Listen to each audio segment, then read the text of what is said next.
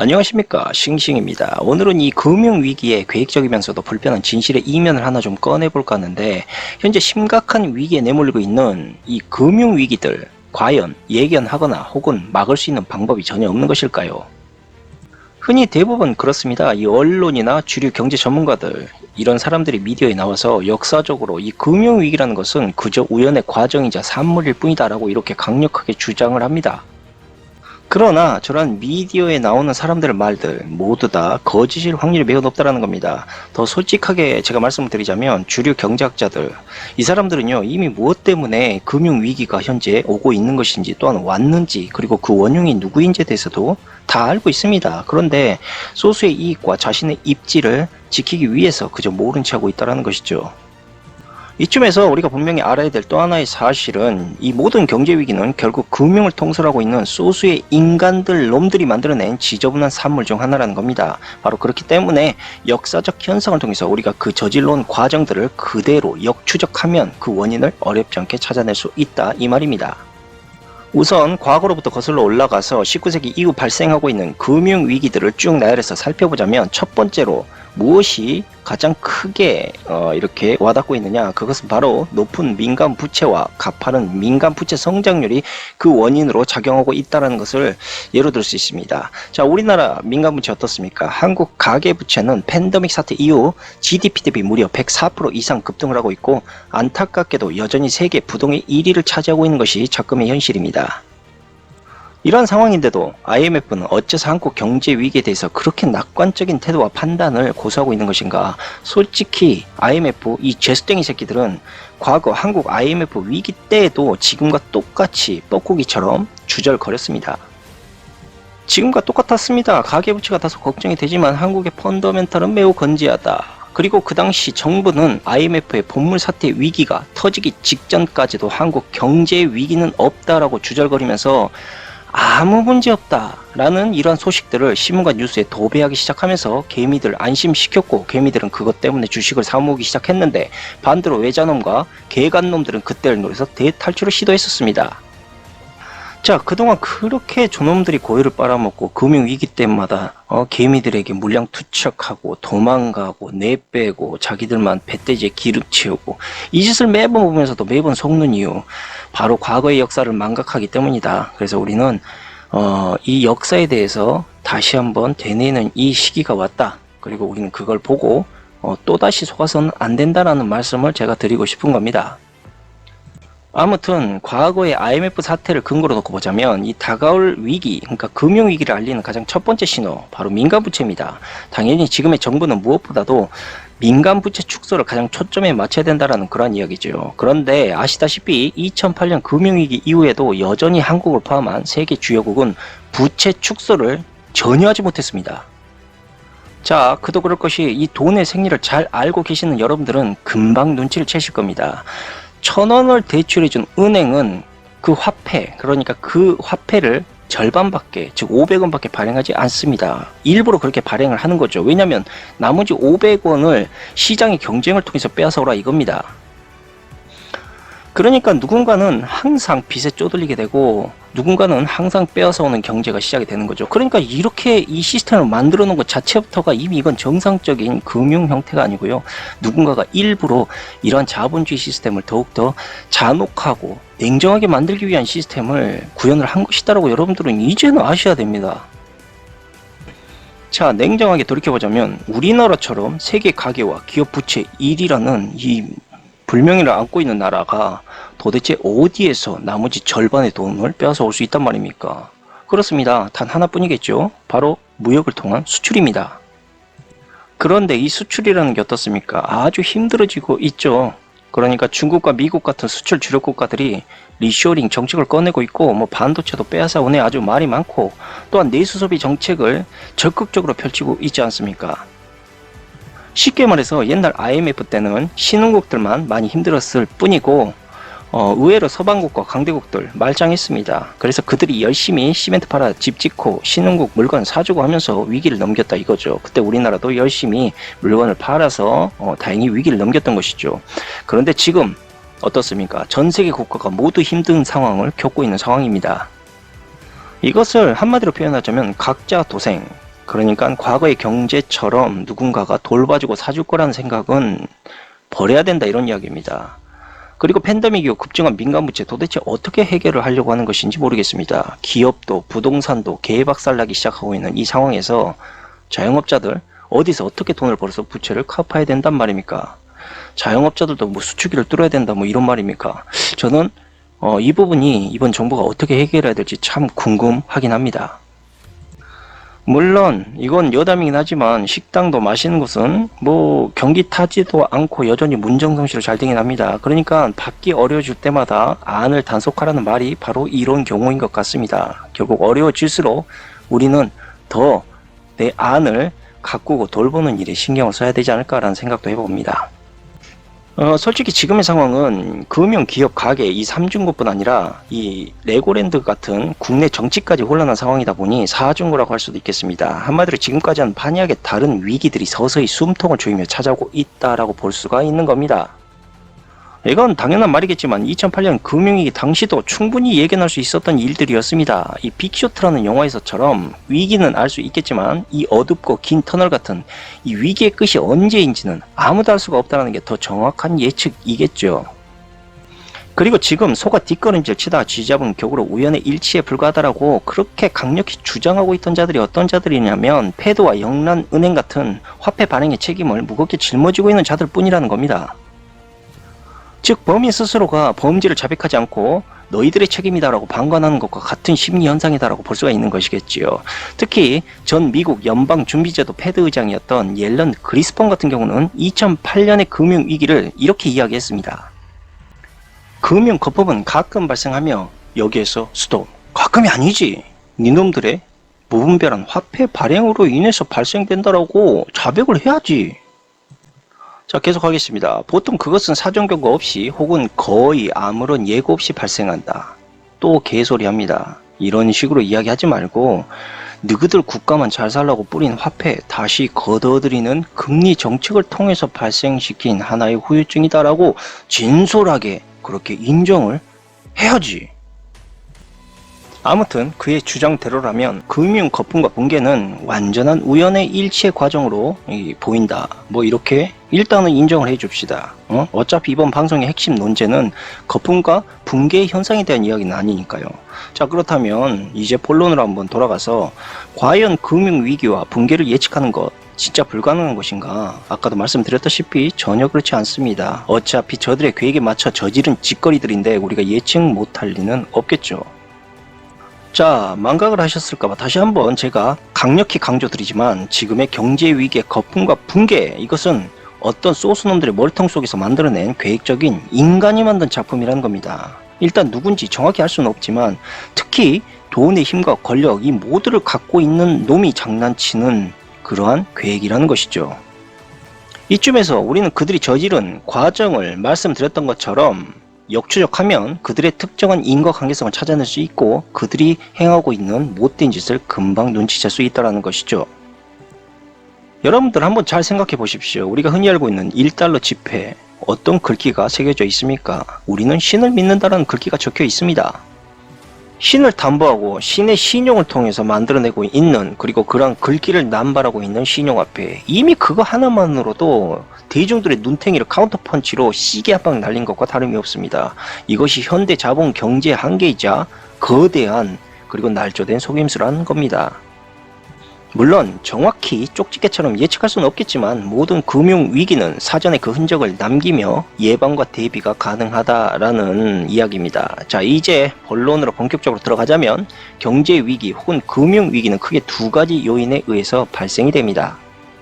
여러분들도 다 알고 계시는 일본의 잃어버린 10년, 그렇게 일본이 개망나니 짓을 했던 것을 그대로 보고도 그걸 반성하지도 못하고 또한 개선하지도 못하고 그대로 답습 실천을 하고 있는 우리나라 윗 돌대가리 새끼 정치인 새끼들, 당파 싸움에 눈이 멀어 있어서 대한민국 미래가 안중에가 없습니다. 자기들 이익 챙기는데 정신이 없어요. 제발 지금부터라도 대중을 향해서 깊은 깨우침을 느끼고 거시기 잡고 속 깊은 눈물 흘리면서 반성하시기를 제발 바라겠습니다.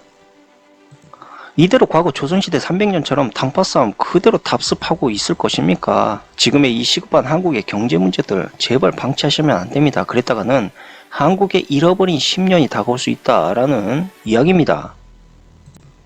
물론 이렇게 이야기하시는 분들도 있을 겁니다. 과거 경제 위기가 온전히 과도한 민간 부채 때문에 발생한 것만은 아니다.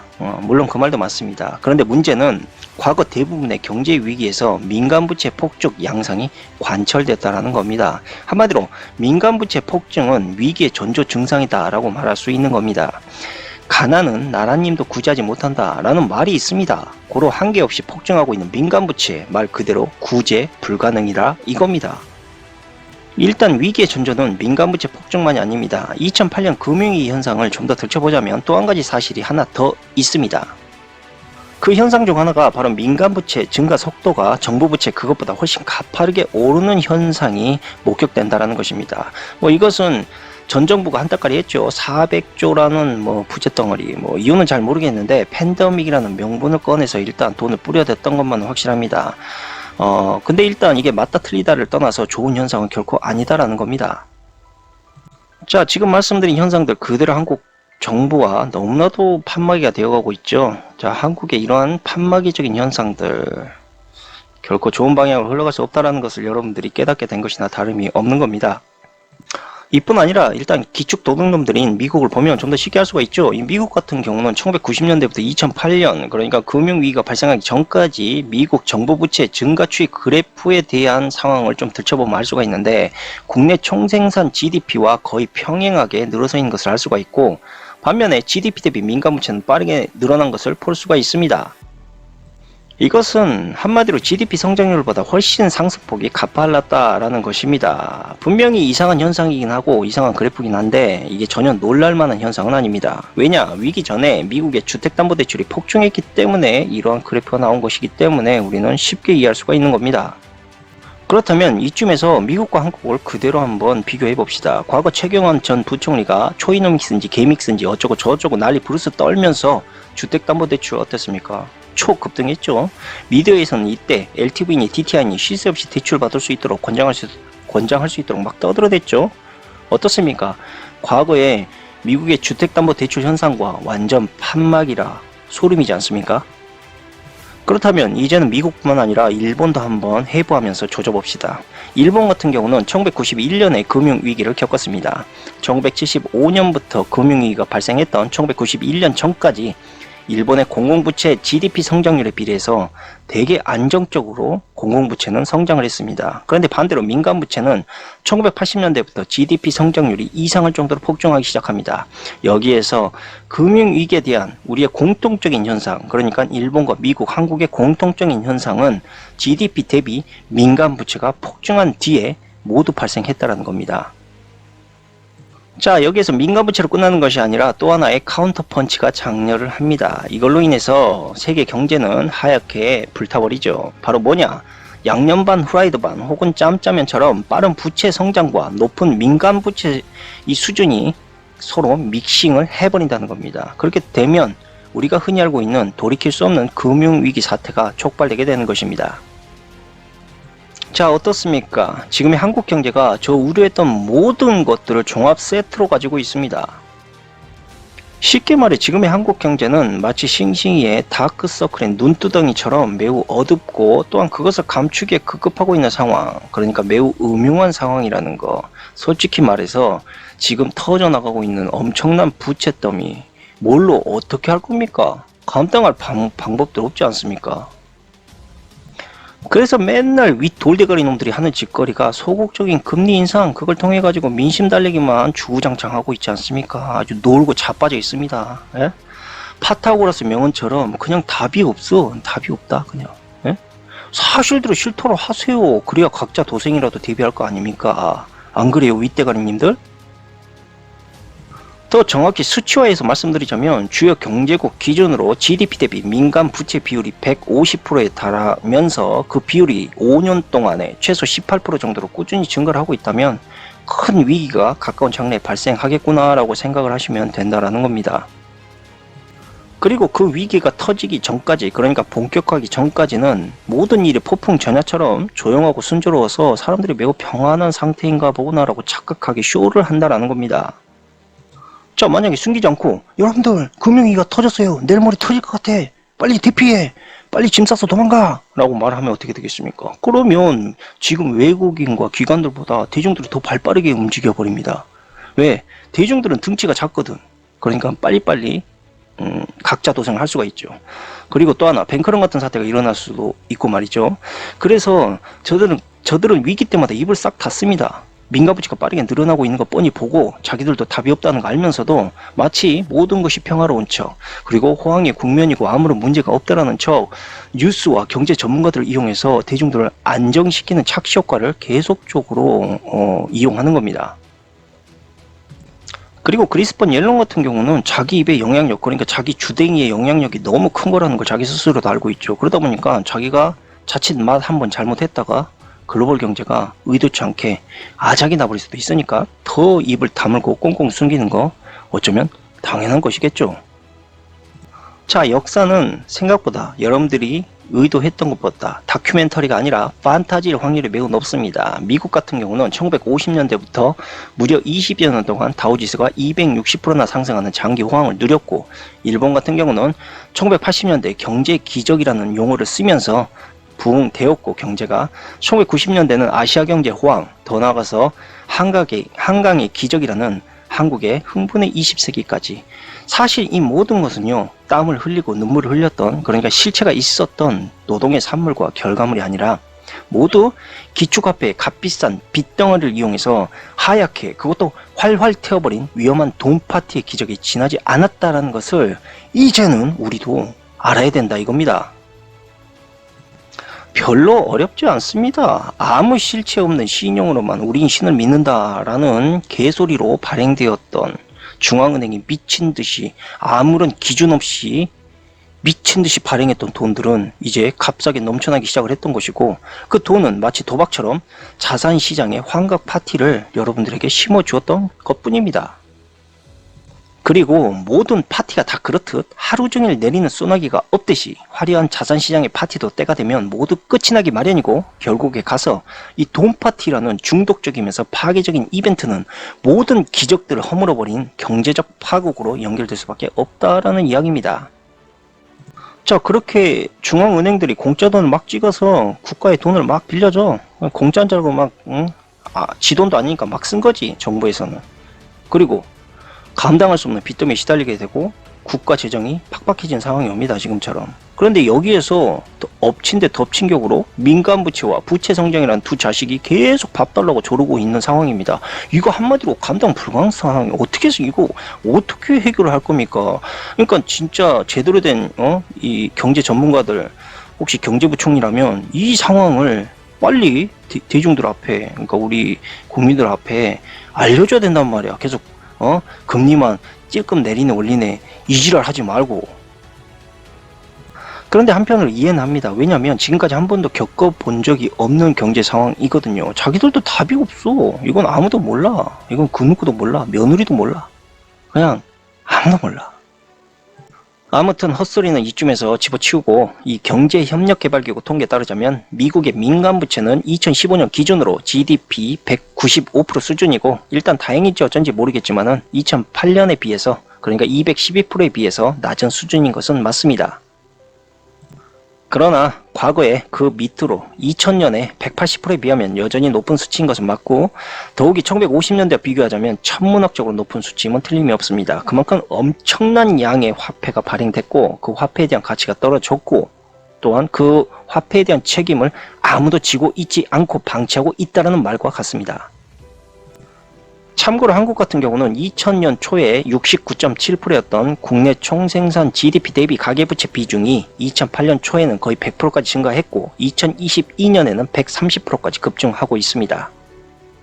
뭐 중국은 말할 것도 없습니다. 이것들은 완전 개막장입니다. 이 국제통화기금과 국제결제은행 등의 자료를 취합해서 말씀을 드리자면 2008년부터 2013년 사이에 중국의 GDP 대비 민간 부채는 약 60% 가까이 늘어나고 있고, 대만 위기 고조로 인해서 더욱 불투명해진 중국은 2022년에 전체 부채 GDP의 275%로 역대 최고치를 달리고 있습니다. 그런데도 더 하나 놀라운 점, 뉴스나 미디어에서 이 같은 강대국들의 글로벌 부채 위기와 또한 한국의 이 부채 위기의 연관성에 대해서 거의 관심을 기울이지 않고 있다는 겁니다. 이건 뭐 솔직히 말해주기 싫은 거죠. 말해봐야 별 이득도 없고 영양가도 없고, 아무튼 뭐 때문인지 알 수는 없겠지만 과거 금융위기처럼 내가 열심히 하면 건실한 나라에서 우리의 물건을 사주고 또한 팔아주겠지라는 이런 어린아이 같은 발상은 슬슬 버려야 된다는 것입니다. 이젠 모든 국가가 거짓골을 면하지 못하고 있는 상황이고 전쟁도 불사하지 않는 각자 도생의 시기입니다. 여러분들 정신 차려야 됩니다. 나만 잘 먹고 잘 산다고 위기를 탈출할 수 있는 그런 상황이 아니라는 겁니다. 자, 부채, 빚더미, 뭐 한국과 평생 한국이라 나라가 짊어져야 될 숙제긴 하지만, 자, 일단 부채 신음하는, 심각하게 신음하는 이러한 민간 부채 국가들 어떤 결과를 맞이하게 되느냐. 투자와 소비에 써야 될 돈들이 다 어디로 가겠습니까? 결국은 다 은행으로 흘러갑니다. 빚 갚는 상황으로 직면하게 된다는 거죠. 은행만 신났어. 그리고 인플레이션이 왔어. 예? 인플레이션이 왔습니다. 그럼에도 불구하고 여전히 임금은 쓰레기 바닥을 칩니다. 예. 거기에 뭐 주 52시간제인가 뭔가 껴가지고 돈도 더 못 버는 상황이 오고 있고, 그런데 이 상황에서 고물가에 시달리고 있습니다. 대중들 물건을 살 돈도 없고요.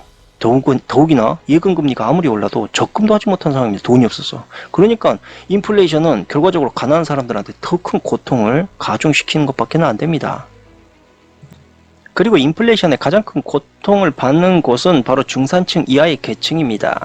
즉 중산층 이하의 계층이 고통을 받게 되면 중산층은 자연스럽게 소비와 투자를 줄이게 됩니다. 한마디로 중산층 자체가 경제 성장을 견인하는 필수 세력입니다.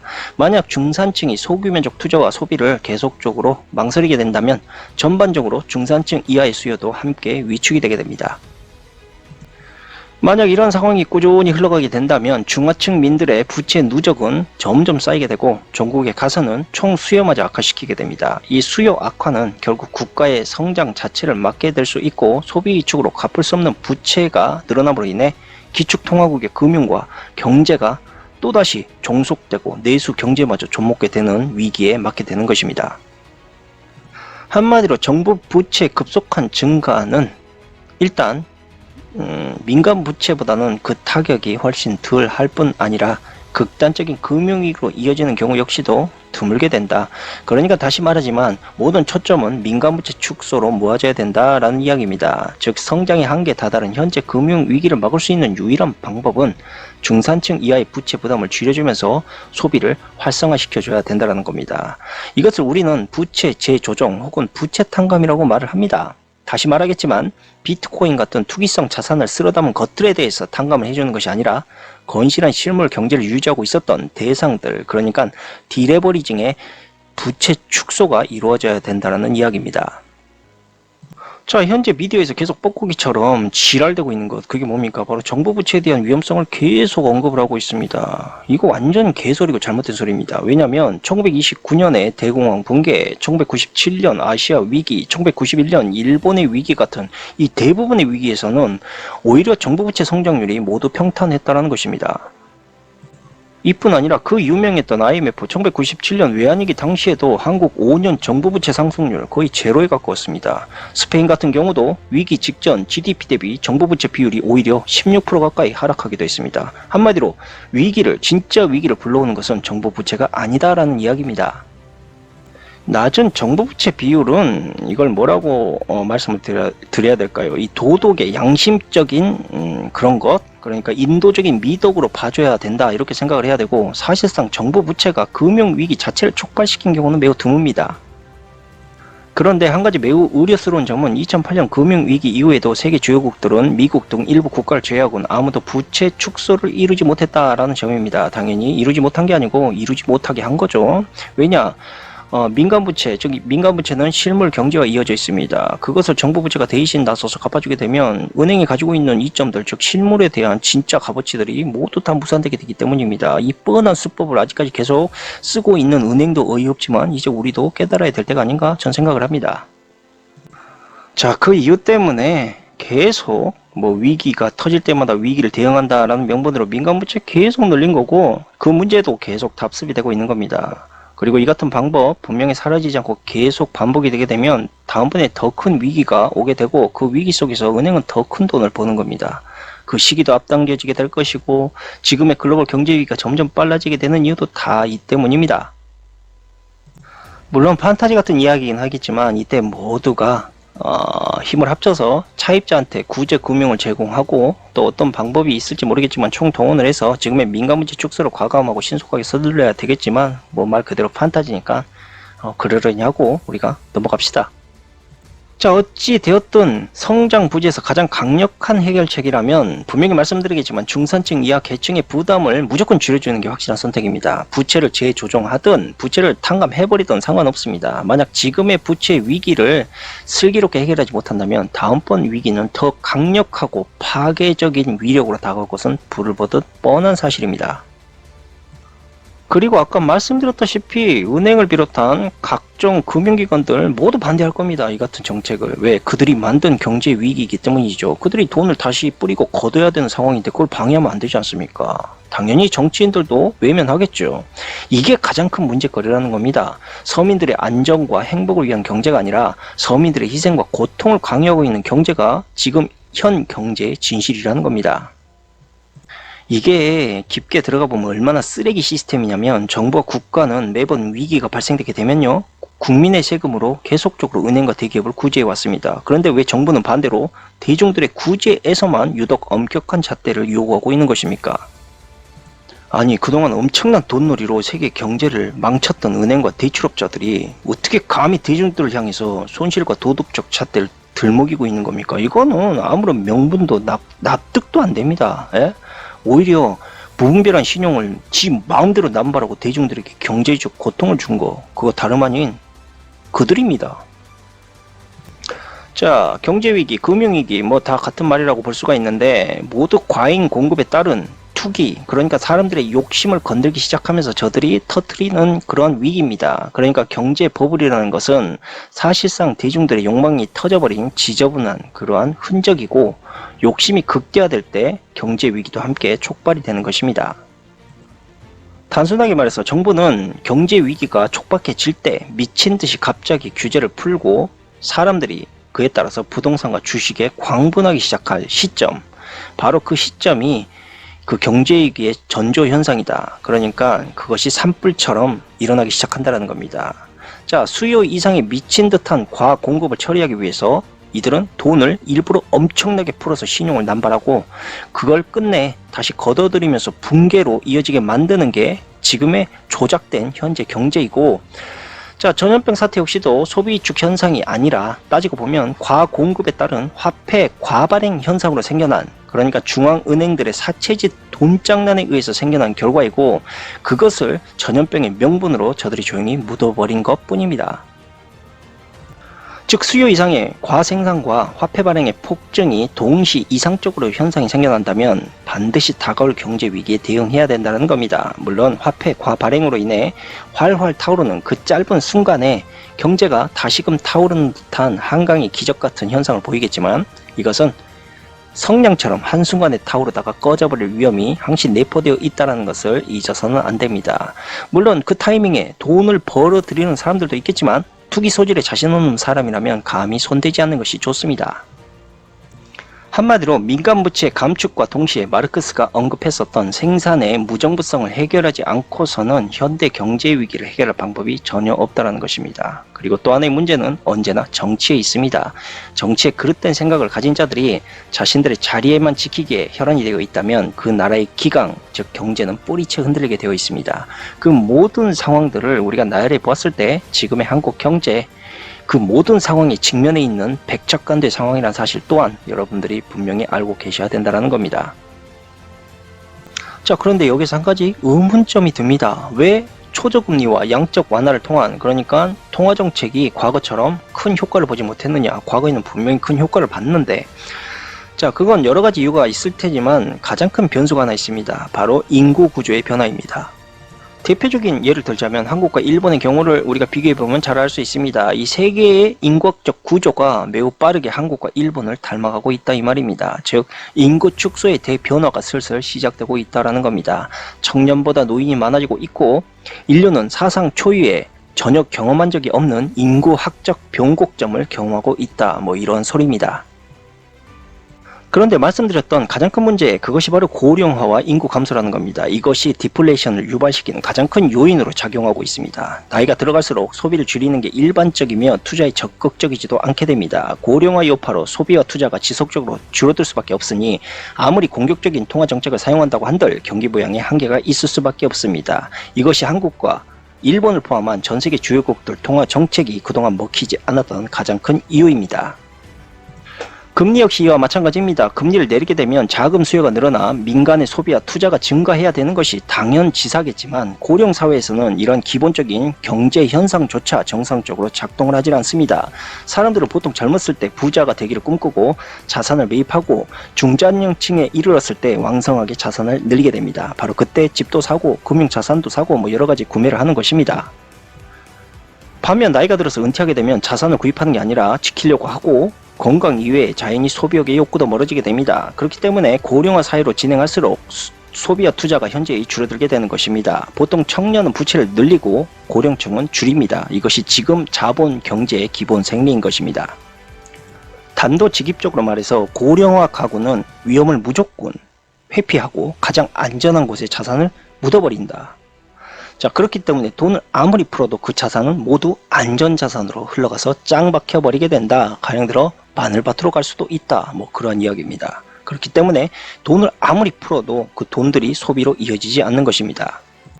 자, 이야기가 너무 길어진 것 같네요. 이쯤에서 이제 이야기를 슬슬 마치도록 하고 지금의 현황에 대해서 말씀드리자면 이 각국이 새로운 화폐를 만들어내기 위해서 인플레이션을 인위적으로 유발시키고 지속시키려고 하고 있습니다. 그런데 그게 인구 감소의 구조적 문제들로 인해서 계속 지연이 되어가고 있죠. 그러니까 모든 계획들이 그들이 원했던 만큼 말끔하게 진행이 되어가고 있는 것 같지는 않습니다. 그런데 그보다 더 큰 문제가 저들이 과량의 화폐 발행이라는 그런 양아치 짓으로 인해서 이 중앙은행이 공급했던 천문학적인 돈들이 모두 여러 사람들에게 골고루 전해진 것이 아니라 퍼진 것이 아니라 특정 계층에게 쏠리면서 불평등 심화의 원인이 더 커지게 되어가고 있습니다. 말씀드린 빈부격차라는 것은 쉽게 말해서 소수의 자산 소유가들이 오히려 돈을 풀므로 인해서 막대한 이득을 얻게 되었고 반대로 보통 사람들은 상대적 손해를 더 크게 직면하게 되었다는 말입니다. 그에 따른 해법은 가장 어려울 수도 있고 반대로 가장 쉬울 수도 있습니다. 우리가 앞서 1번을 보면서 배워야 할 것들에 대해서 명확히 알아야 한다는 것이죠. 자, 지금처럼 그러니까 극단적 통화 정책이 아니라 인구 감소에 따른 고령화의 소비 위축의 위기를 벗어날 수 있는 최선의 방책을 빨리 찾아야만 한다는 겁니다. 만약 정부가 이것을 해결하지 못한다면 지금의 경제 위기는 5년 아니 10년 어쩌면 그 이상의 매우 오랜 시간 동안 사람들에게 철저히 고통을 안겨줄지도 모릅니다. 그리고 가진 자들은 이번에 통화 완화 정책의 속임수를 통해서 엄청난 부를 거머쥐었기 때문에 그들과는 별개의 고통들이겠죠. 어쨌든 지금부터는 판이하게 다른 경제 현상이 나오고 있습니다. 그 대표적인 예로 정부와 중앙은행의 전통적인 통화 방식의 정책만으로는 더 이상 경제를 움직일 수 있거나 유지할 수 없는 시대로 흘러가고 있다는 말입니다. 바로 이렇게 급변하는 변화점 때문에 과거의 경제 위기와 같이 시간이 알아서 해결해 줄 것이다 라고 안일하게 판단했다가는 매우 위험한 결과를 초래할 수도 있습니다. 그냥 다 필요 없습니다. 어차피 교육은 정점을 달리고 있고 지금 우리나라에는 두 가지가 가장 필요합니다. 인구 구조, 농업, 이 두 가지가 일단 튼튼해야 앞으로의 미래 성장도 가능한 것입니다. 그런데 지금의 우리나라의 시국을 보자면 다행히도 정치의 부패도는 조금씩 개선이 되고 있는 건 맞지만 지금 경제 발전에 비해서 턱없이 모자르는 이 정치 수준일 뿐 아니라 출산율 또한 세계 최저로 곤두박질치고 있는 것이 지금의 현실입니다. 그렇기 때문에 지금부터라도 대중들 우리 역시 정부와 미디어의 입 벌린 소리에만 현혹되지 말고 쉽게 흔들리지 말고 오늘 언급드린 그러니까 방송에서 말씀드린 급변하게 변하는 세상 속에서 중심을 잡을 수 있는 위기의 전조 현상들을 잘 살펴보시고 판단해서 현명하게 자산을 지킬 수 있는, 그러니까 지금의 경제 위기를 무사히 무난히 헤쳐나갈 수 있는 그런 여러분들이 되기를 부탁드리면서 오늘 방송은 이쯤에서 마치도록 하겠습니다. 감사합니다.